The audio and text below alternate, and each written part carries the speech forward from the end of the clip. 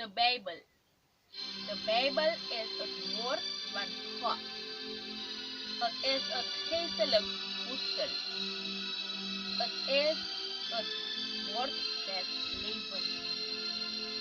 Het maakt je vrolijk als je het leest. Het woord van God is leven voor diegenen die het vinden en gezond voor ons lichaam. De Bijbel lezen is het sterkste stuk.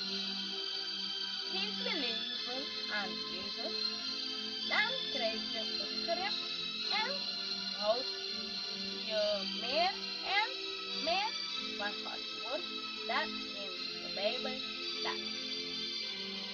In de laatste dagen zullen veel mensen de Bijbel zoeken om de waarheid te kennen. En de waarheid zal hen vrijmaken. De Bijbel is het meest gelezen en best verkochte boek. Elk woord van God is puur.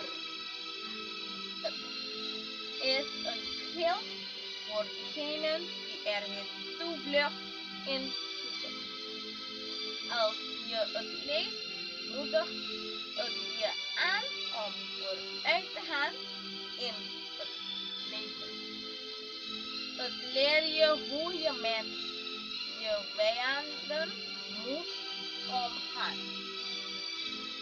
Heer, dank u voor uw woord. Ik voel me goed als ik het lees. De Bijbel, het woord der waarheid. Het woord dat God voor iedereen.